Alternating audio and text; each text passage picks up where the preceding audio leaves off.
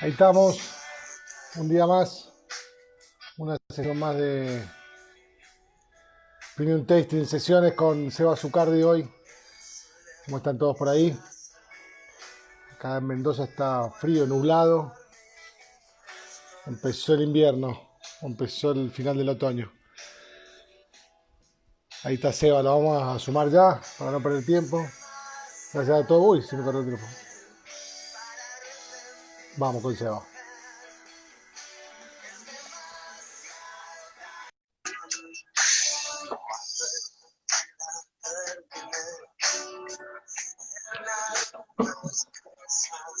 ¡Hey! Hola Nico, ¿Qué haces, Seba? acá estamos. Vamos, segundo acá, vamos adelante.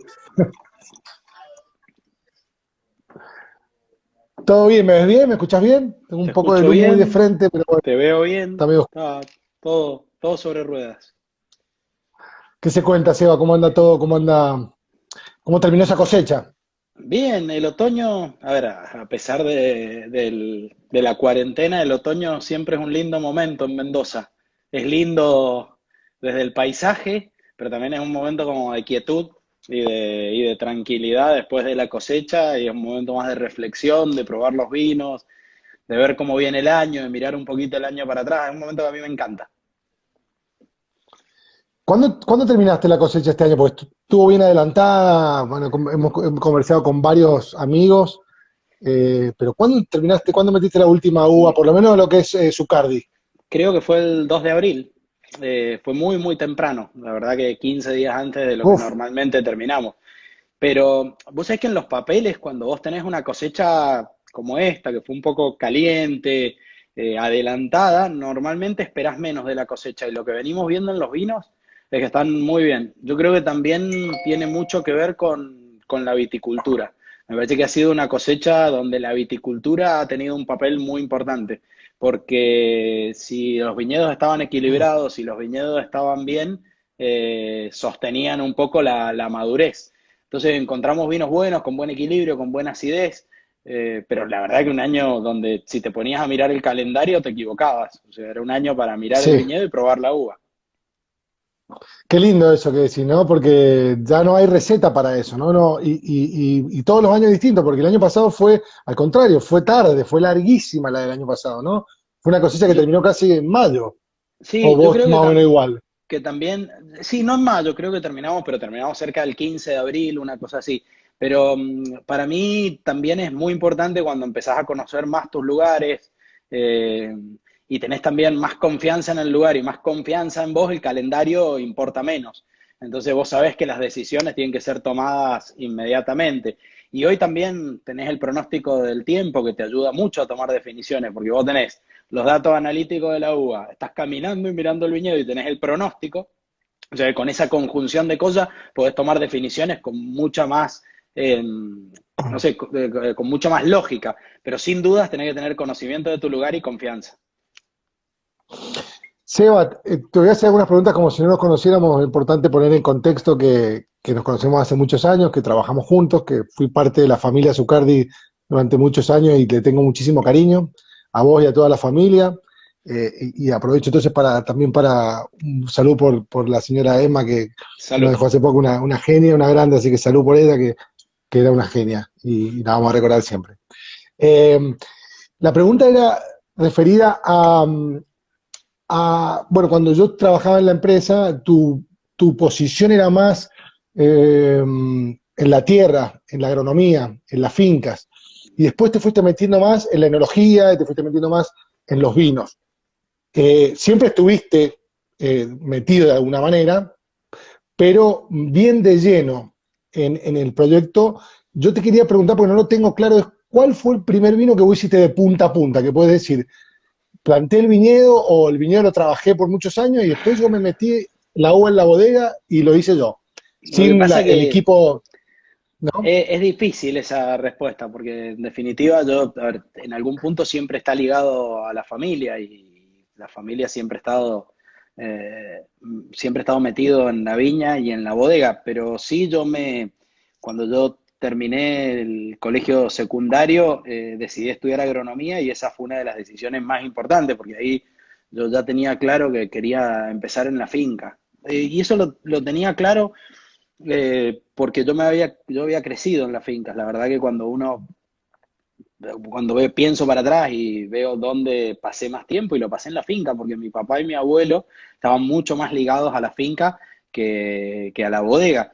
Y ahí me decidí a estudiar agronomía, y esa fue como la decisión, bueno, al campo. Y sí, empecé trabajando en los viñedos y no me metía en la bodega, aunque si vos decís cuál es el primer vino que hiciste, y Alma 4, porque cuando terminé el colegio No, secundario, sí. ahí empecé con Alma 4. En la familia no se hacían espumantes, entonces Alma 4 fue como el primer proyecto en el cual yo empiezo a hacer algo independiente dentro de la familia y de mi identidad. Pero sin duda, después en el 2002, que ya estaba en la universidad, empiezo a colaborar con los productores a los que les comprábamos uva, y ahí empiezo a ir mucho al Valle de Uco. Entonces ahí empiezo a engancharme con el Valle de Uco. En el 2004 plantamos el primer viñedo en el Valle de Uco, y en el 2009 el primer vino un poco que hago es Emma. Pero Emma venía de viñedos que había plantado mi abuelo. Así que bueno, ha sido como una cuestión gradual, no ha sido que yo planté este viñedo, después hice este vino y después pasó esto. Y todo mi aprendizaje desde la bodega, mi aprendizaje de la bodega tiene que ver con venir del viñedo, con profundizar el conocimiento del viñedo, con trabajar en el viñedo, y luego con una inquietud de decir, bueno, si no completo en la bodega, no estoy haciendo el camino total para el vino.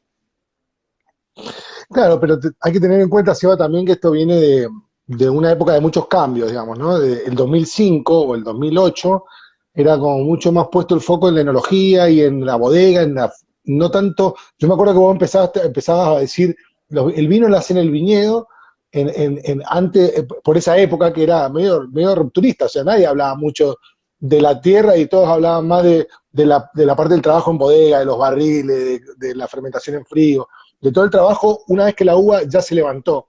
Y vos fuiste uno de los primeros que al menos yo vi con la pasión esta no, viejo. Y es más, hay un dicho que vos decís que siempre decís, con uva más o menos mala, puedo hacer un vino bueno, pero con uva, o cómo es que hacer esa analogía, No, que esa comparación. con un buen lugar y buena viticultura se puede hacer un gran vino o un vino no muy bueno, depende de cómo trabajes en la bodega. Ahora, si no tenés un gran lugar o no haces una gran viticultura, es imposible que hagas un buen vino. Entonces, sí me gusta una frase de un amigo español que dice, nosotros cultivamos vinos. Y sí, tiene que ver con que entendemos que el origen es la identidad del lugar, y luego nuestra viticultura. Pero yo en eso, Nico, siento que tomé como dos decisiones importantes en mi vida profesional. La primera fue que cuando yo terminé el colegio secundario, sin duda la persona más importante de una bodega era el enólogo, y yo viniendo de una empresa o de una familia vitivinícola, yo quizás tendría que haber estudiado enología, pero yo me crié en el viñedo. Mis recuerdos con mi abuelo, mis recuerdos con mi papá, mis recuerdos son en el viñedo, de andar a caballo, de andar en bicicleta. O sea, yo me sentía, yo quería hacer algo al aire libre, eso lo tenía claro. Y después, cuando terminé la universidad, creo que el otro gran paso fue irse a viajar. Entonces tuve la oportunidad de trabajar en varios lugares del mundo, y en esos lugares empecé a comprender que cuando queríamos hablar de algo único e irrepetible, que para mí es lo más importante que tiene un vino, llegábamos en definitiva al nombre del lugar y al nombre del productor. Entonces, cuando volví a la familia en el 2008, ya venía convencido de que quería trabajar en esto, y empezamos con Aluvional. Y sí, yo creo que fuimos de los primeros que empezamos a contarlo o a hacerlo realmente visible desde el vino. Sí, Y yo creo que eso ha tenido mucho que ver con, bueno, un poco con tener la posibilidad de trabajar en el viñedo y luego de viajar. El viajar me dio una perspectiva para mí muy importante. ya no estás haciendo esa doble cosecha, ¿no? De hemisferio sur, hemisferio norte, pero sí un viaje o un par de viajes, pero durante muchos años fuiste a Portugal, España, Italia, ¿no? A hacer Y cosecha acá en cuando, abril, en cuando tenía septiembre menos allá. obligaciones, me iba un mes y medio, 2 meses a hacer la Pero vendimia a a la, otro lado. Hoy ya por lo que hago no puedo, entonces sí hago todos los años 2 o 3 viajes a otras regiones vitivinícolas. Y para mí, a ver, hoy no tenemos nada que envidiarle a otras regiones. Yo creo que hoy tenemos terroir y tenemos confianza en nuestros terroirs y tenemos conocimiento y tenemos confianza en lo que estamos haciendo y estamos haciendo vinos que no tienen nada que envidiarle a otros lugares del mundo. Pero viajar para mí es muy importante porque primero mi vida es el vino, entonces tiene que ver con el placer de compartir con otros productores, de comer con otros productores, de enriquecerse filosóficamente. También no tiene nada que ver con salir a copiar, tiene que ver con llenarse de energía. Yo cuando viajo y voy a visitar otra región y voy a ver esos productores clave de esas regiones, vuelvo con más ganas, vuelvo con más energía, pero no vuelvo a hacer lo que vi. Entonces, hoy Lógico. yo sostengo, digo, y quiero mantener esos viajes y también hemos tenido la posibilidad de que hoy hay tan buena onda entre muchos productores de vino que podemos viajar juntos y que podemos compartir viajes, compartir experiencias. Entonces, para mí ha sido muy enriquecedor. Ahora, hoy creo que si antes viajábamos y volvíamos revolucionados, porque a mí me pasaba en los primeros viajes cuando salía y veía todo esto de hablar del lugar, volvía acá y volvía revolucionado. Cada año quería cambiar todo. Hoy lo que me pasa es que ya no tengo esa sensación, porque ya en definitiva hemos subido a un nivel que podemos, digo, yo miro el mundo y estamos haciendo un trabajo del nivel más alto. Entonces, cuando Sí. viajo, vuelvo lleno de energía, pero ya no vuelvo con ganas de cambiar todo, dar vuelta a todo. Perfecto, entiendo perfecto, lo he visto y es real. Aparte también ya estás en un nivel donde los demás te miran a vos. Yo te digo, me he cansado de escuchar elogios para vos, para Ale, para Eddie, para Matías, con la gente que hablo de Chile, de España, de Francia, de Italia. Es increíble cómo ustedes nos han puesto hoy en día en una posición de igual a igual que no teníamos claramente antes. Que no la teníamos porque quizás esta apertura de la que vos hablás, de ir a buscar, de ir a conocer, nos dio eso, y digo nos dio porque creo que es un trabajo que han hecho ustedes, pero que desborda para toda la región, para toda Argentina, ¿no? Mira, Nico, primero tenemos que ser muy agradecidos del lugar donde nacimos, porque la verdad que si esta posibilidad existe es porque el lugar donde estamos cultivando tiene la energía y la fuerza para poder hacer esos vinos, porque por más ganas que vos le pongas a un lugar que no tiene el potencial, no vas a llegar al nivel de los vinos que estamos haciendo. Entonces hoy voy a hablar de los lugares que yo conozco, cuando vas al Valle de Uco, cuando vas a Altamira, cuando vas a San Pablo, cuando vas a Gualtallarí, ves la energía, ves la parte climática, ves los suelos y ves los vinos que estamos haciendo ahí. Entonces, primero tenemos que agradecer al lugar. Pero también hay una cuestión que es muy importante a tener en cuenta. A nosotros nos ha tocado una oportunidad muy linda. Y a veces se dice que nosotros estamos revolucionando el vino hemos hecho. Yo creo que el vino es una actividad de generaciones y que el vino es la consecuencia del trabajo de generación en generación y que no es posible construir una región en una generación. Y yo creo que nosotros no podríamos estar haciendo lo que estamos haciendo si la generación anterior no hubiera refundado un poquito la viticultura, si esos viticultores No, que cuando la uva no valía nada mantuvieron sus viñedos en la Consulta o en Tupungato, cuando vos mirabas, cuando en los 80 decían hay que arrancarlo, los tipos se mantuvieron ahí sosteniendo los viñedos, entonces la refundación se hizo sobre esos viñedos y después una generación que reconvirtió y revalorizó nuevamente el Malbec, que había perdido su lugar protagónico y que después salió al mundo a contar que Argentina podía hacer vino y que el Malbec era la variedad. Y después nosotros, bueno, tuvimos más oportunidades porque arrancamos ya de vinos que tenían un cierto nivel, tuvimos la oportunidad, como contaba recién, de viajar, de conocer otros lugares. Entonces yo creo que lo que nosotros nos ha pasado es que nos ha agarrado un momento y una oportunidad que está apoyada sobre lo que hizo la generación anterior. Por eso estoy seguro que la generación que viene todavía va a ser más potente que nosotros, porque vamos a conocer más nuestros lugares, porque van a arrancar de un punto más arriba. Y yo creo que aparte, en definitiva, desarrollar un lugar lleva tiempo, porque lleva el tiempo el conocimiento y después la comunicación de ese lugar. Entonces, creo que nosotros hemos sido muy afortunados del lugar donde nacimos, hemos sido muy afortunados del momento y tenemos que tener un compromiso muy grande con que nuestro objetivo es seguir posicionando y haciendo más prestigioso el lugar donde cultivamos, que en definitiva eso es lo único que pasa a la generación que viene. totalmente. Y ya que nombraste el Valle de Uco, quiero meterme un poquito ahí porque si bien dijiste San Pablo, Altamira y Gualtallarí, todo comenzó y la curiosidad de Zucardi de venir de Maipú, si bien compraban uva y se compraba uva en el Valle de Uco, la primera finca fue en Vistaflores, que todavía actualmente está, y después la finca de la Ribera más abajo, y después vino Altamira, y Piedra Infinita y todo lo demás, ¿no? Pero contame esa evolución que se fue dando lógica de pasar por viñedo. Entiendo que también hay viñedo propio en San Pablo y en Gualtalarí, y ir buscando el terroir perfecto o el de más a gusto, siempre partiendo en Vistaflores como fue que arrancaron, ¿no? Mira, yo creo que nosotros hicimos el camino lógico. eh, y el camino, en definitiva, coherente con lo que queríamos hacer. Primero empezamos a comprar uvas en el Valle de Uco y a entender los lugares del Valle de Uco. Y cuando ya teníamos un cierto conocimiento, dijimos, bueno, ahora queremos tener viñedos propios acá, acá y acá. Y ese conocimiento al principio no tenía mucho que ver ni con la geomorfología, ni con la geología, ni con el tipo de suelo, tenía que ver con un conocimiento empírico, que es muy potente el conocimiento empírico. Hay regiones como Borgoña que se desarrollaron al principio con muchísimo conocimiento empírico y luego apoyado sobre un conocimiento más duro. Pero nosotros fuimos a buscar los viñedos y empezamos a plantar viñedos, y no un viñedo grande en un lugar, sino plantar viñedos en diferentes lugares, y después fuimos aprendiendo de cuáles eran las características de esos lugares y evolucionando en nuestra forma de cultivar. Y cuando sentíamos que ya estábamos en un cierto nivel, dijimos, hagamos la bodega, y ahí hicimos la bodega. O sea, para mí hicimos un trabajo, primero, profundo, segundo, muy coherente, muy lógico, y a mí me gusta decir que es como un iceberg.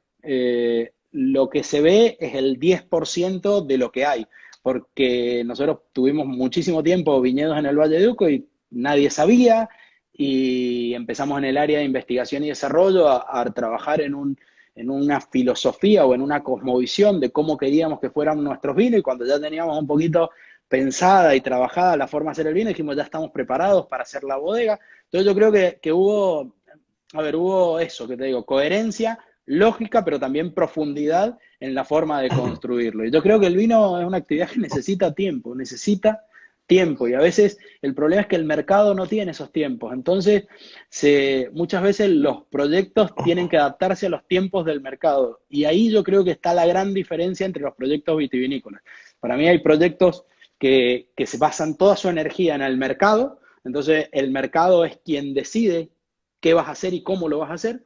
Y hay otros proyectos que yo creo que en general son las familias y los productores que vivimos en el lugar y que somos los que tenemos la obligación también de posicionar el lugar, que tenemos que conocer nuestros lugares, hacer lo que nuestro lugar nos da, y luego ir al mercado a decir, bueno, esto es lo que mi lugar da. Y para mí son como dos mundos completamente diferentes. Y es ahí donde yo siento que los productores o los que hacemos vino o los viticultores nos movemos con decisiones que no tienen que ver con en cuánto tiempo te va a retornar el dinero, y tienen que ver con decisiones que, por supuesto, tenés que ser rentable, porque si no, no podés seguir plantando un viñedo y cultivándolo, pero las decisiones tienen que ver muchísimo más con el largo plazo, muchísimo más con tus sueños, con tu idea, con lo que estás buscando.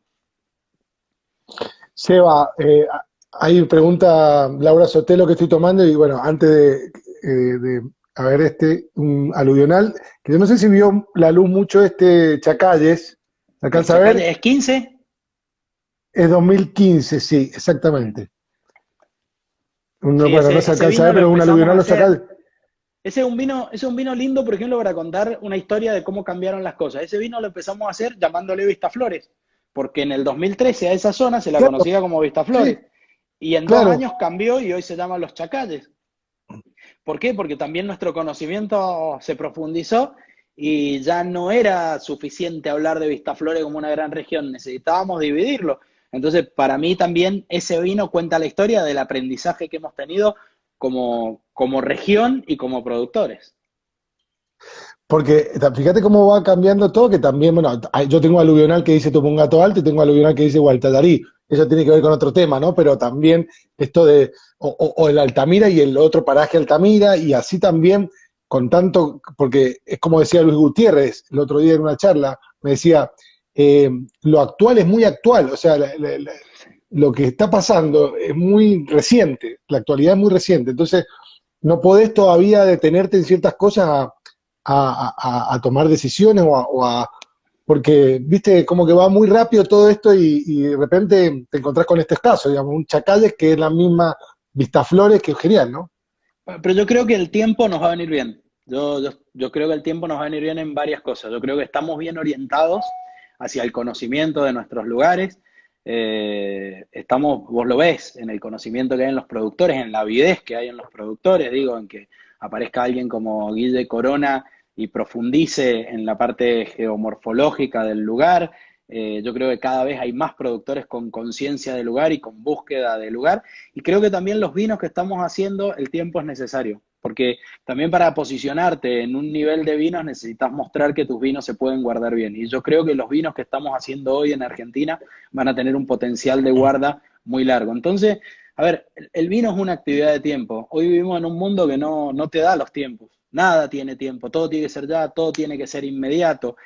Creo que por suerte en el vino no vamos, por más que lo queramos, no lo vamos a lograr ya. Ahora, sí tenemos un trabajo paralelamente con esto y que a veces es el que menos nos gusta, pero que es nuestra obligación hoy hacerlo, que es, aparte de conocer nuestros lugares, aparte de profundizar y hacer vinos que hablen de esos lugares, hoy nos toca salir a contarlo, porque no mucha gente en el mundo sabe lo que está pasando en Argentina. Por eso es tan importante que Luis, que contabas, o que Patricio, o que Pitu, o que toda esta gente ponga los ojos en nosotros, porque nos amplifica el mensaje. Pero también nosotros Total. como productores vamos a tener que salir a contar lo que pasa y vamos a tener que hacer una evangelización. ¿Por qué digo que es lo que menos nos gusta y por qué nos cuesta? Digo, si vos me decís cuál es tu lugar de confort, y mi lugar de confort es el viñedo, pero este tipo de cosas las tengo que hacer, porque si no hago esto, no va a tener, no, o sea, hoy no estamos en un momento como la Romané Conti que vienen y te sacan las cosas de la mano. Ojalá que en 3 generaciones haya proyectos así en Argentina, pero esos proyectos se construyen, se hacen desde el conocimiento, de la profundización y luego salir a contar lo que estamos haciendo. Seba, ahí, bueno, ahí Ivana le contesto, no, si Chacal es una denominación de origen, está dentro del Valle de Es un Uco, es IG. una zona, una región, una IG, una Acordate, hago una indicación aclaración. geográfica. Las IG son indicaciones geográficas y esa es la clasificación que estamos usando hoy para separar las regiones. Cuando hablamos de IG, hablamos de delimitar zonas que tienen mismas características climáticas, geológicas y edafológicas similares. Ahora, no tiene nada que ver con una DOC, porque una DOC ya te empieza a regular de qué podés plantar, cómo lo podés plantar y cómo deben ser hechos los vinos. O sea que una DOC sería algo posterior a una IG. Yo creo que ahora nosotros nos tenemos que concentrar en construir nuestros sistemas de IG, teniendo en claro que una IG solo delimita un lugar, que dentro de una IG 4 productores diferentes pueden hacer 4 vinos completamente diferentes. Y después el tiempo nos dirá si estamos para seguir construyendo una denominación o no, cuáles son las reglas. Yo creo que no debemos quemar etapas, porque a veces por acelerarnos, por quemar etapas, podemos cometer errores que van a invalidar este tipo de herramientas. Seba, siempre me encantó eso que decías hace años y que hoy creo que tiene cada vez más sentido, que hace que vos y la viticultura argentina son vinos de montaña. Qué lindo es eso, ¿no? Y si querés, podés explayarte, que yo sé que te apasiona cuando te apasiona la montaña, básicamente. Lo quiero contar para la gente que por ahí no te conoce. Seba se va de vacaciones y por ahí se interna 15 días dentro de la montaña con el papá y 2 caballos y 4 changos y se meten a hacer el Aconcagua. Son tipos que les gusta la montaña de verdad, así que eso es un paréntesis para que la gente sepa. Pero me encanta el concepto de vino de montaña que para mí toma sentido cada vez más con el tiempo. Mira, la verdad que todo esto de entender que la cordillera nos determina como región fue un proceso. Y también lo entendí mucho, por ejemplo, una vez que fui a Galicia y me empezaron a hablar de vinos de mar. Y cuando vos estás ahí al lado del mar y mirás el mar y probás los vinos y mirás lo que pasa y decís, sí, son vinos de mar. Y eso me llevó a volver y decir bueno, qué es lo que nos da la identidad de nuestros vinos? Y la cordillera, porque la cordillera determina el paisaje. Primero, ¿qué es lo más importante que tenés cuando llegás a Mendoza? ¿Qué es lo primero que mirás? Esa cordillera increíble que tiene. La cordillera también Sí. determina el clima, nos da el agua y los suelos. Y aparte nos determina la idiosincrasia como productores. Entonces, al final, la cordillera es la columna vertebral que cruza todos nuestros vinos.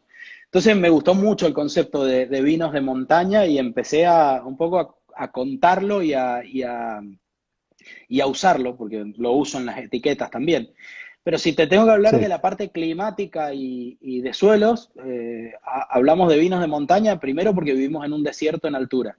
Y ese desierto es porque estamos muy lejos del Atlántico, pero estamos cerca del Pacífico. Pero al tener la cordillera en el medio, no tenemos influencia del Océano Pacífico. Todos los vientos húmedos que vienen del Pacífico chocan contra la cordillera, llueve o nieva y cruzan seco. Entonces nosotros vivimos en una condición de desierto en altura, quizás uno de los lugares más continentales para cultivar uva.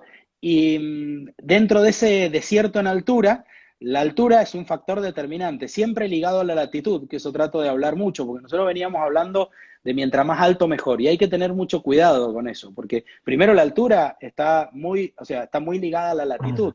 Vos en Mendoza, en el Valle de Uco, hoy los viñedos más altos que hacen vino son 1.700 metros, pero vos te vas al norte, te vas a Jujuy, a toda esa zona, y vos puedes cultivar arriba de los 3.000 metros. Ahora, no son comparables Sí. porque cambiaste la latitud. Ahora, cuando estamos en la misma latitud, a medida que subimos, en reglas generales nos movemos a zonas más frías.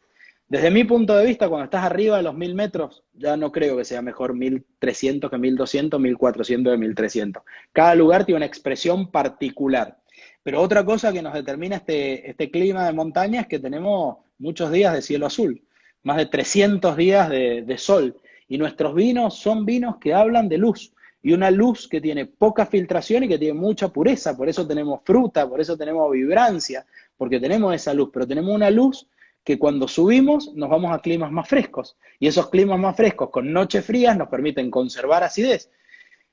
La montaña, así como nos limita en que vivimos en un desierto, nos da la solución, porque tenemos el agua de deshielo que usamos para regar. Y después los suelos sobre los que cultivamos son de origen aluvional, que hace millones de años tuvimos grandes glaciares en la cordillera y luego todo ese material bajó y hoy cultivamos sobre materiales que estuvieron en la cordillera, con una cosa muy particular, porque normalmente cuando uno habla de suelos aluvionales en el mundo, se consideran como suelos más simples que suelos Sí. geológicos. Pero la característica que tenemos nosotros de suelos aluvionales es que son completamente diferentes. Primero porque tenemos un origen muy diferente. La cordillera, cuando la miramos, que parece una masa, tiene una diversidad geológica muy grande, porque tenés la cordillera frontal, después la cordillera principal, los orígenes geológicos han sido diferentes y los materiales que tenés en la cordillera han sido diferentes, por eso podés subir hasta la cordillera principal y encontrarte muy altos fósiles, porque parte de la cordillera se levantó en teoría del fondo marino y luego los aluviones movieron esos materiales.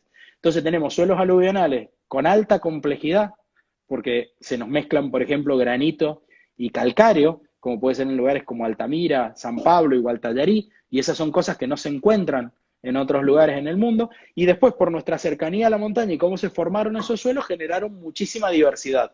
Entonces lo que te da es que te cambia desde un lugar del Valle de Uco a otro por altura, pero también por tipo de suelo, te cambia mucho. Y dentro de un mismo lugar, por la forma en que se formaron esos ríos, te pasa que dentro de tu finca los suelos te cambian en 15 metros. Entonces, para mí tenemos una unicidad muy grande como región. Eh, Hablando de esto de la montaña, ¿qué quilombo armaste con esto de pasarle la lengua a las rocas, ¿no? ¿Qué quilombo a todos los que iban en la foto? Y que es el típico cosa de la que agarran los anti-mineralidad, los anti-carbonato de calcio. ¿Cómo van a andar chupando piedras por ahí? Como la verdad que si haces el ejercicio, después probar el vino y chupar la piedra, de verdad te juro que esa textura en la boca, en la lengua, te queda con pero bueno, ¿qué quilombo armaste, no? Yo Con eso. creo, a ver, yo creo que los suelos que tienen contenido de carbonato de calcio aportan al vino una textura particular. Y más allá que todavía no esté demostrado científicamente, hay cosas que no están demostradas en el mundo y existen. Y yo creo que el vino no es solo ciencia. Yo creo que el vino tiene la maravilla de ser una combinación de ciencia, pero también mucho conocimiento y algo de magia del lugar y del productor. Por eso muchas veces, o en general, los mejores productores no son científicos, son tipos con muchísimo conocimiento de su lugar, pero que también combinan una parte que tiene que ver con mucha piel y con mucho conocer el lugar donde cultivan. Y lo de chupar la piedra fue una cosa que se me ocurrió ahí un día en el viñedo, de decir, bueno, probás los vinos, la textura, chupar una piedra y decir, bueno, tratar porque nosotros siempre hemos hablado de los vinos, aromas y sabores. Y la verdad que cuando vos probás vinos, la lengua tiene la capacidad de sentir textura. Entonces fue como un juego de decir, bueno, esto que sentís acá lo vas a sentir en la bodega. Quizás es una simplificación extrema, pero el objetivo fue abrir la cabeza y decir, bueno, hay textura que también la vamos a sentir en el vino. Pero siempre me divirtió, porque aparte era como a alguien sacarlo de su zona de confort, sacarlo de nadie, era algo inesperado, y las cosas inesperadas también me gustan. Vamos entonces a textura y vamos al cemento y a lo que es piedra infinita, eh, con muchos años de investigación y desarrollo en Maipú, luego que te mudaste a Uco antes de que la bodega estuviera terminada, pero ya empezaron a poner las ánforas. Todo ese trabajo, ese desarrollo, hasta que estuviste conforme, que yo pude ver una parte desde adentro. Recuerdo, de hecho, un paréntesis con Gustavo Cerati, que fuimos a la bodeguita experimental en Maipú, ¿te acordás? Y él metía el brazo ahí, todo lleno de vino, qué lindo. Pero bueno, de esa bodeguita que hiciste 1000 tipos de ánforas que probaste el tamaño, el diseño, hasta que encontraste la que te gustaba, y hoy en Piedra Infinita, donde hay mucho cemento y algunas, se me fue el nombre, toneles más Ánforas. grandes, digamos, ¿no? Y No, pero sí, en perdón, madera, Fudres, y en- Fudres, y toneles, sí. fudres, perdón, sí. Mira, Nico, yo creo que hay una cosa que es importante. Yo no creo en el vino perfecto. Yo creo en el vino que cuenta la historia de un lugar, la historia de un productor y la historia de un año en particular. Y los vinos están vivos porque el lugar puede ser el mismo, pero la parte climática cambia año a año y nosotros como productores cambiamos año a año. A veces nosotros somos capaces de hacer mejores vinos en años menos buenos porque estamos más conectados con nuestro lugar, porque estamos emocionalmente mejores o porque hemos aprendido más.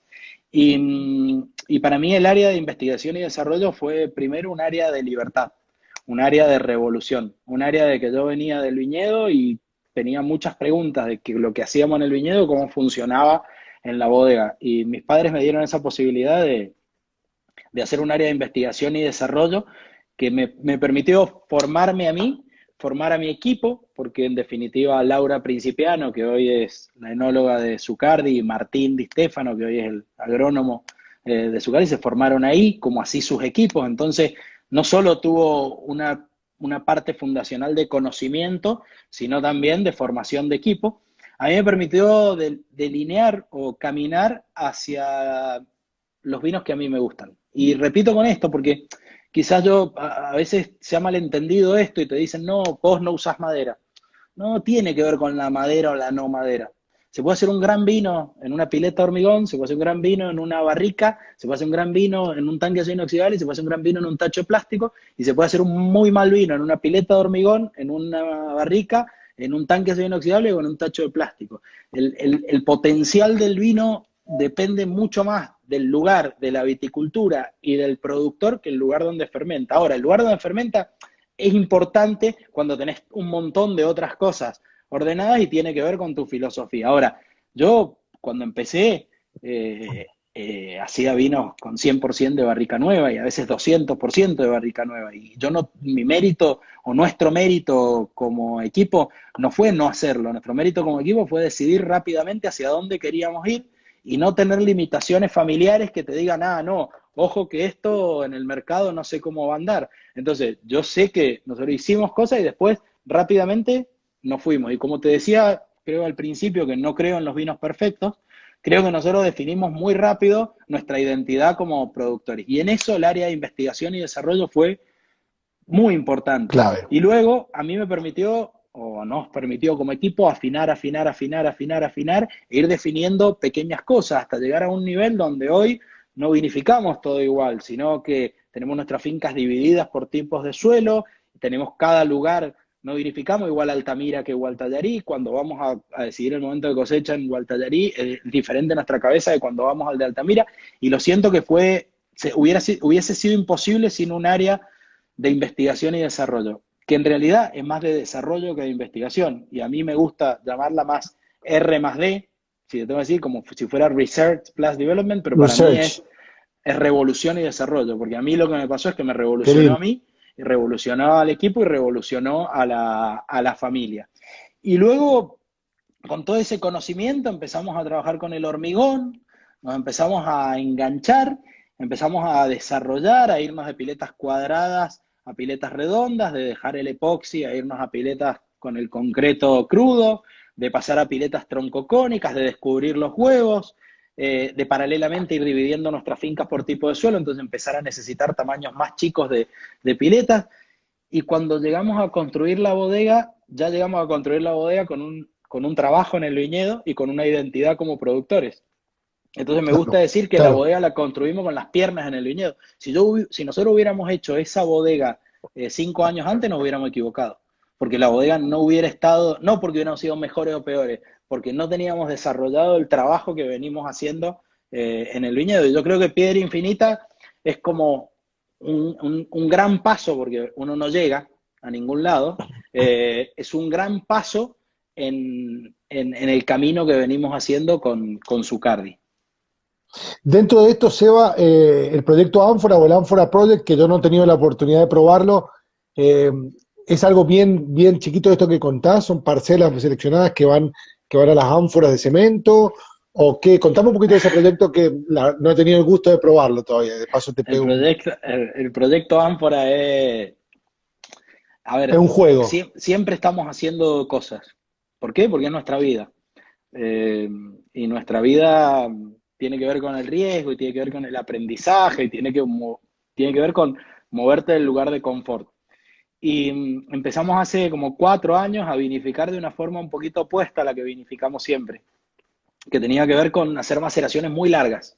Esto lo empezamos a desarrollar mirando productores en otros lados, viajando, intercambiando ideas con el Pancho y la Laura, y empezamos a desarrollar una vinificación que es una vinificación que metemos casi toda la uva entera, o sea, metemos toda la uva entera, pero hacemos una selección muy grande de los racimos para que entre, lo que entra tiene que estar perfecto, vamos pisando la uva muy suavemente y después hacemos un tipo de vinificación que le llamamos infusión, que es como un té, no la tocamos, lo único que hacemos es sacar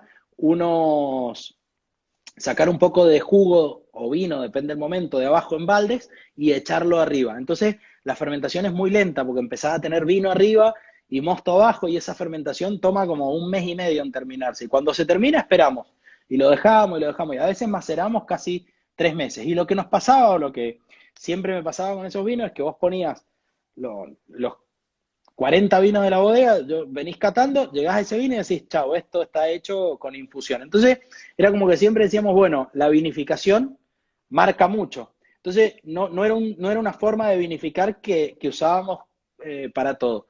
Pero siempre nos interesaba, y a mí es un vino que me encanta y me gusta mucho, pero por ejemplo, nos funcionó en Altamira y no nos funcionó en San Pablo. En San Pablo es una forma de vinificar que no la seguimos haciendo porque los vinos no nos gustaban. Y, pero siempre teníamos la duda, che, esta que marca tanto este tipo de vinificación, ¿cómo será en el tiempo? ¿Qué va a pasar? Porque a lo mejor el lugar aparece y esa forma de vinificar baja. Y un día con un comprador americano, de esos personajes, esos que le brillan los ojos, un tipo del vino, estábamos en la bodega probando vino y le digo, probá esto. Y cuando se lo hago probar, me dice, no, lo quiero todo. Yo tenía una ánfora de 3.000 litros. Y le digo, no, todo no te lo doy. No, te doy la mitad. Pero también era la oportunidad para mí de llenar ese vino. Entonces, Sí, bueno, el vino en realidad es un vino que hacemos por año. El primero que hicimos fue en el 2018 y se llama Ánfora 218 porque, perdón, Ánfora 128 porque estaba en el Ánfora 128. Pero para nosotros es la posibilidad de embotellar algo que venimos haciendo y pensando en el tiempo. Ahora, el vino a mí me gusta mucho. Seba, vamos a pasar, ¿en qué anda Alma 4 hoy? ¿En qué andan los Alma 4? Qué lindo proyecto, qué proyecto rupturista de su momento, de fines de los 90, principios del 2000, con espumantes de Bonarda, con Viognier en barril, con Chardonnay, perdón, en barril. Contame en qué están los Alma 4, los he visto a Mauri, a Auga, a Marce, cada uno en su lugar, ¿no? Pero como Alma 4, contame un poquito cómo está el proyecto. Que ya no es más un Yo proyecto, le, ¿no? Es un... sí, Yo le debo mucho al Alma 4. Creo que le debo mucho, mucho, mucho. Y cuando digo le debo mucho al Alma 4 es un proyecto de amistad. Y que la verdad que si hay algo que disfruto de Alma 4 es la amistad con el Muri, con el Agus, con Marce, que hay una amistad profunda en ese proyecto. Pero a Alma 4 le debo cosas como, primero, a mí me permitió tener mi propia identidad. Yo no era Seba Zucardi, hijo de, yo era Sebastián Zucardi de Alma 4, entonces me permitió no entrar a la bodega a no competirle a nadie, porque en la bodega nadie hacía espumantes. Entonces entré a hacer mi propio proyecto con mi propia identidad y a permitirme mis propios errores, que son fundamentales en la vida. Si no tenés la posibilidad de equivocarte y a veces la experiencia te ahorra errores que después te ahorrarían muchísimas cosas en el futuro, me dio la posibilidad de mi propia identidad. Después, mi papá nos dijo, va del viñedo al mercado, entonces también Alma 4 me enseñó a entender que la complejidad de este mundo es poner todo en línea y que a veces uno como un productor termina siendo como un hombre orquesta donde tenés que saber de viñedo, pero también tenés que lograr proyectos que puedan llegar a contar la historia de lo que estás haciendo en el viñedo. Y me enseñó Sí. sobre el Valle de Uco, porque al hacer espumantes teníamos que buscar frescor, teníamos que buscar acidez, y me llevó o nos llevó a todos a cultivar o a buscar uvas a zonas más altas, entonces me abrió las puertas del Valle de Uco. Entonces, la verdad que mira todo lo que te cuento, ¿no? Alma 4 es una piedra fundamental dentro de mi vida y hoy el proyecto sigue para mí a nivel cualitativo más vigente que nunca, con niveles de calidad altísimos y explorando cosas nuevas como Semillón, que es una variedad un poquito olvidada, muy tradicional de espumantes. Y bueno, el mundo de los espumantes está un poquito golpeado y en esta época todavía más, pero para nosotros el proyecto, que no ninguno de nosotros vive puramente de esto, pero es parte fundamental de nuestro cariño, de nuestra relación y de nuestra búsqueda de excelencia en espumantes, la verdad que el proyecto está súper, los espumantes están buenísimos hoy. Vamos a la otra punta, a lo más nuevo dentro de proyectos paralelos en el universo Zucardi y Sebastián. No voy a entrar en detalle de los vinos que haces para miles de restaurantes y para proyectos hermosos, pero sí contame un poquito de Vermú La Fuerza con Julián y todo ese trabajo en el Vermú. A ver, me gusta embarcarme en cosas, pero vos sabés que Julián me venía diciendo hagamos un vermú. Y yo le decía, no, yo me dedico al vino, yo quiero estar concentrado en el viñedo, en el vino, en el viñedo, en el vino. Y estuvo como 2 años diciéndome, tenemos que hacer un vermú, tenemos que hacer un vermú. Hasta que un día lo siento y le digo, La bueno, ¿cómo Fuerza. es un vermú? No le había dado nunca bola. Le digo, ¿cómo es un vermú? Y no, con un vermú es vino, es alcohol de vino y son hierbas de hierbas. Y dije, chau. Dije, tenemos el vino, tenemos el mosto que viene del azúcar del vino, tenemos el alcohol, porque nosotros tenemos nuestra propia destilería, probémoslo, mandame las hierbas y lo probamos. Entonces me manda una mezcla de hierbas de Buenos Aires, hacemos la mezcla y salió una cosa espantosa. Era como un té de boldo, porque y lo probó el Crudo, dice la. Miguel, y lo probó mi hermano el Miguel, y dice, no, bueno, pero tenemos que ir a buscar hierbas a la montaña. Tenemos que ir y ahí como que el proyecto hizo cling, torrontés, Malbec, todo de uva, hierbas de la montaña, y ahí empezamos un camino que nos llevó como 1 año y medio llegar a hacer los dos que hacemos, el blanco y el rojo, pero entendí todo, o sea, después vinieron los chicos y dijeron, abramos un bar en Buenos Aires. Y bueno, Ah, abramos sí. un bar en Buenos Aires, qué Ah, sé yo. Y vos sabés que a mí me comprendí una cosa muy fuerte la primera vez que fui al bar. El bar, imagínate, el sueño de pibe es tener un bar, uno lo tiene de grande y en Buenos Aires, lejos de tu casa. Por suerte, con los amigos barra socios correctos, porque la verdad que cada uno con Julián, con Martín y con Agustín aportan al proyecto. Pero lo que te contaba es que me cayó la ficha cuando fui al bar y vi que la gente tomaba vino sin, sin tanta, o sea, tomaba vino en vaso y con soda, porque al final yo decía, bueno, es un vino infusionado con hierbas. es un producto o sea, es algo que está hecho completamente de uva. Y me Claro, volví loco porque dije, bueno, al final veía que la gente tomaba vermú, soda, hielo, limón, naranja. Entonces dije, wow, esto es llevar el vino a un lugar donde no estaba y donde nos parecía ajeno. Entonces el proyecto me ha cerrado desde muchos lugares, desde que estoy haciendo un proyecto con gente que quiero, desde que estamos haciendo un proyecto eh, que tiene que ver con Mendoza, que tiene que ver con la tradición de la inmigración, porque nuestros abuelos, cuando vos hablas de vermú, todos te dicen, uy, mi abuelo tomaba vermú y tienen un recuerdo con el vermú. Y después que estamos acercando para mí a consumir vino de otra forma diferente. Y la verdad que claro. también al hacerlo con amigos, yo la verdad que hoy me encargo, digo, me lleva poco tiempo porque Miguel es quien hace el gasto energético, mi hermano, de hacer todo, yo trabajo en los cortes con él, en ese tipo de cosas, y después Julián, Agustín y Martín hacen toda la parte de manejo del proyecto. Así que, bueno, es como que las cosas van teniendo sentido, ¿viste? Vas caminando y las cosas van tomando sentido, pero tiene que ver con la búsqueda.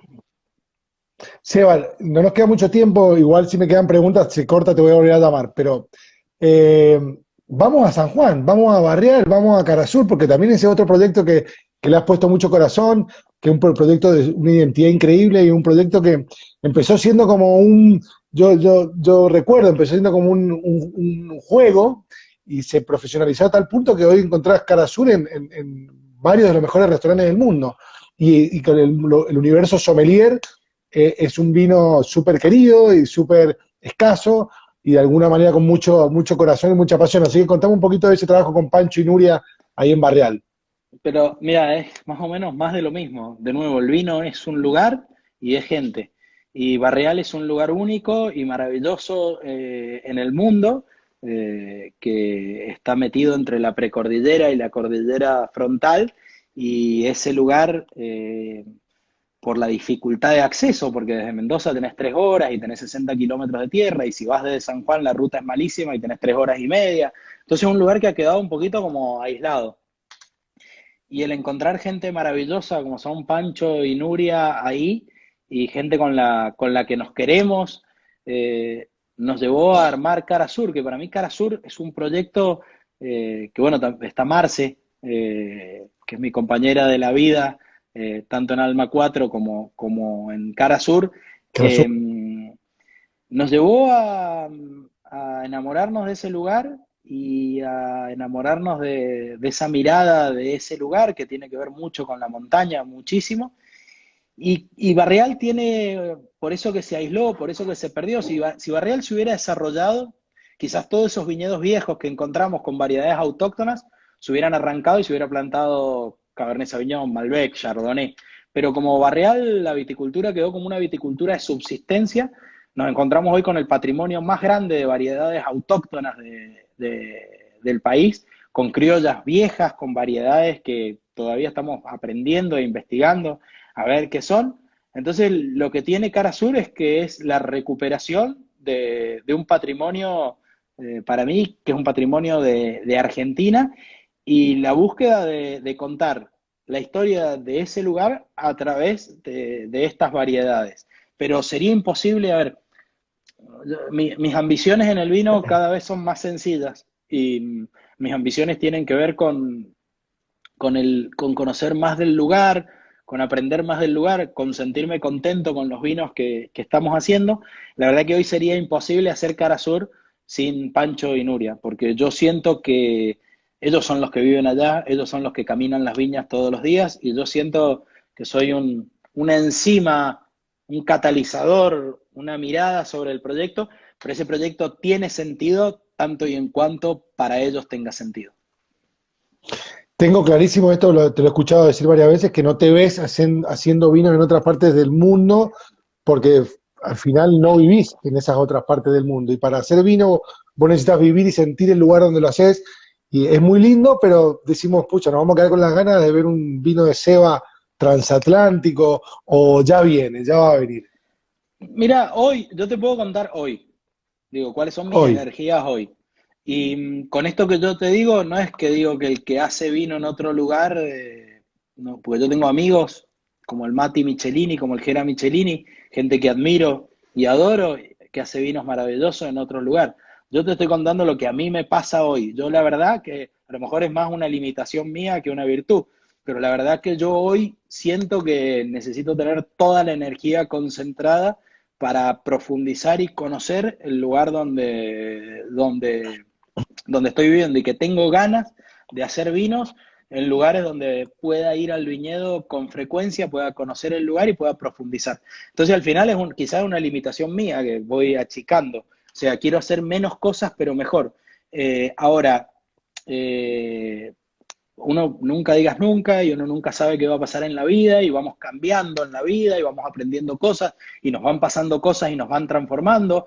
Por eso quiero tener mucho cuidado, digo, hoy es lo que siento, hoy es lo que tengo ganas y, y ya veremos. Seba, recuerdo mucho a tu viejo, José Alberto Zucardi, un verdadero número uno, que lo quiero y lo aprecio muchísimo, diciendo serio, y después del Malbec le preguntaba a los periodistas y él decía, más Malbec.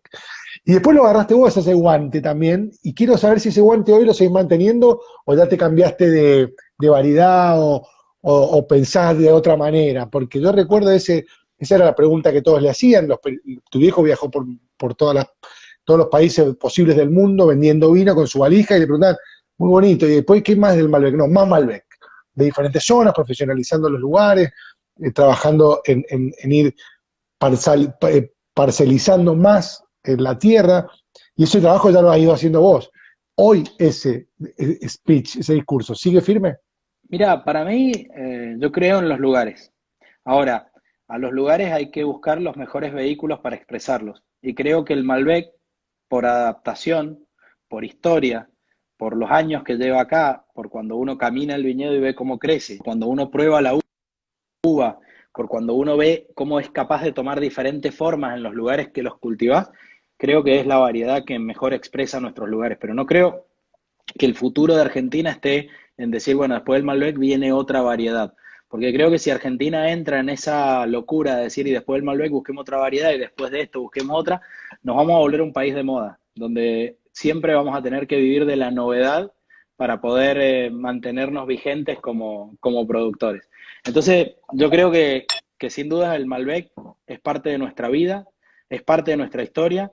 Creo que es una variedad como el Sangiovese en Toscana, el Nebbiolo en Barolo, el Pinot Noir en Borgoña. O sea, están adaptados, tienen la capacidad de tener transparencia al lugar. Cuando vos probás un Malbec de San Pablo, un Malbec de Altamira, un Malbec de Gualtallarí, son completamente diferentes y eso tiene que ver con que la variedad está adaptada al lugar. Y cuando uno lo piensa que hubo 4 generaciones que la siguieron cultivando y que la fueron mejorando, es impresionante. Ahora, con esto no digo que no haya otras variedades. Quizás el No, Cabernet no. Franc, o no, quizás no. El Cabernet Franc es una variedad con una adaptación maravillosa. Los Chardonnay cultivados en lugares altos dan cosas increíbles. El Torrontés es una variedad con una identidad muy fuerte. La Bonarda es parte de nuestra cultura. Pero después del Malbec viene más Malbec. Tiene que ver con no entrar en tener que buscar modas, no entrar en tener que decir, y después de esto, ¿qué es nuevo? ¿Qué es nuevo? ¿Qué es nuevo? Claro, claro. El mundo es una picadora. Yo creo que si queremos consolidarnos como productores, tenemos que hacerlo a partir de cosas que tienen identidad y que tienen profundidad. Ahora, ¿vamos a vender todos los vinos a través de lugares? No. O sea, hay vinos y de cierto nivel de precio, la variedad sigue siendo lo más importante. Ahora, en la construcción de la imagen, en la construcción de esos vinos que van a empujar para arriba el prestigio de un lugar, tenemos que hablar de lo que es único e irrepetible. Y vos podés plantar una variedad en cualquier lugar del mundo, pero cuando vos hablas de San Pablo, hablas de Altamira o hablas de Gualtallarí, es algo que es único e irrepetible. Es como cuando vas a Borgoña y vos decís, che, en Borgoña, ¿todos los vinos son buenos? No, no. ¿Y por qué todos valen tan caros? ¿O por qué el precio de Borgoña sea...? Porque ha habido grandes ejemplos dentro de Borgoña que han tirado la categoría para arriba. Y yo creo que nosotros Sí, tenemos que claro. pensar de esa forma. Seba, bebiendo alguno de tus vinos siempre encuentro que me pregunta por ahí, lo llevo a algún lugar y muchas veces no pones la variedad. ¿Tiene que ver con esto que pensás que la región o la zona es lo que debe ser? Porque por ahí no sé si es un Malbec 100%, si tiene un poco de Cabernet Franc. Hay algunas etiquetas tuyas que no dicen la variedad, ¿no? trato de ponerla igual en la contra, ¿eh? Si vos das vuelta a la botella, siempre tenés la variedad. Para mí, al principio, cuando yo empecé con todo este movimiento, decía, bueno, no pongamos la variedad. Después entendí que la variedad no es un misterio, ni está bien ni está mal, es simplemente ordenar la información. Y yo creo que en el frente de la etiqueta, para ordenar la información, debe ir el nombre del productor y el nombre del lugar de donde viene. Y cuando hablo del productor y del lugar, es porque para mí son cosas indivisibles. Yo no puedo elegir un vino solo por el lugar, necesito saber quién lo hace. Y cuando veo un productor, necesito saber de dónde viene la uva. Entonces, para mí es ordenar la información. En el frente digo, qué sé yo, estoy tomando fósil. Vos buscás fósil y dice fósil San Pablo. Nada Y vos más, no tenés la claro. variedad en el frente, pero si lo das vuelta y lo lees, dice este Chardonnay. Entonces la variedad está, pero está en el lugar donde debe estar, contando que es el vehículo de expresión del lugar, que es lo más importante. Entonces, productor y lugar para mí son las cosas que deben ir en el frente de una etiqueta. Perfecto. No quiero dejar afuera, bueno, me quedan algunas cosas, yo creo que se va a cortar, pero si me quedan algunas cosas te vuelvo a llamar, te lo dije por segunda vez. Eh, Vamos con el, no, no puedo obviarlo, vos sabés que yo soy un tipo del marketing, soy un tipo de mirar mucho los reportes, los críticos, no puedo obviar los 100 puntos tuyos del año pasado con Luis Gutiérrez, con One Advocate, con Robert Parker, que fue sin duda algo de mucha alegría para la familia, seguro personal tuyo. Yo creo que fue el que, creo que te avisé yo en esos Sí, 100 no puntos, te mandé sabía. un mensaje, creo que te mandé un mensaje, ¿cómo cuál? ¿Qué vino? Y te dije, boludo, tremendo. Y quiero que me cuentes un poquito de eso, cómo lo viviste. Y yo sé que vos sos un tipo que no mirabas mucho eso, que no trabajabas por los puntajes, que me decías en algún minuto cuando te preguntaba algunas cosas, me decías, Nico, el tiempo solo va a decir las cosas, digamos. Si hoy son 92, seguiremos trabajando, pero no es que te desvelaba el tema y en poco tiempo, en menos de 8 o 10 años, te subiste al podio de los 100 puntos que lo tiene el Ale y vos nada más. Sí, yo, a ver, hay una cuestión que para mí es importante. Eh, yo creo que lo que tenemos que desarrollar es el lugar y que nosotros estamos cultivando en lugares que tienen un potencial enorme, un potencial que no tiene nada que envidiarle a otros lugares en el mundo y que cuando una región recibe un 100 puntos o varios 100 puntos, te permite visibilizar y que alguien, sobre todo que estimás, como puede ser Luis Gutiérrez, por su conocimiento en vino, por lo que ha viajado, por lo que ha probado, te los pone, significa que Argentina está jugando en un nivel más alto. Y hay algo que van a venir muchos 100 puntos, espero, para Argentina, porque yo creo que hay productores que lo podemos lograr. Así como fue el Ale antes, después me toca a mí y vendrán más para Argentina. Entonces, primero creo que tienen un valor como región. Segundo, yo sí miro los puntajes, nada más que no me desvivo por los puntajes, no, no son mi norte. Ahora, sí, para mis comerciales o para son cosas importantes, pero yo creo en el trabajo, creo en la paciencia, creo en la profundidad, creo que las cosas cuando uno trabaja Se concentrado dan solo. llegan, en un momento llegan. Eso. Creo en la prepotencia del trabajo.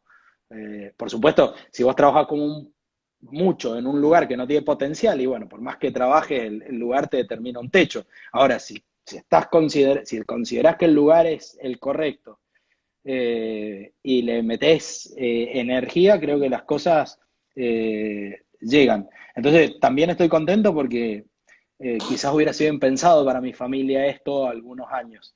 Y yo creo que es un reconocimiento no solo a mí, es un reconocimiento a mi abuelo, a mi papá, a mi mamá, porque yo no estaría en esta posición si no hubiera habido una generación anterior a eso. Y por supuesto que me pone contento y lo disfruto y lo quiero aprovechar para construir Zucardi como una marca importante en el mundo, pero creo que es una consecuencia. Y la verdad que digo, a mí personalmente no me cambia.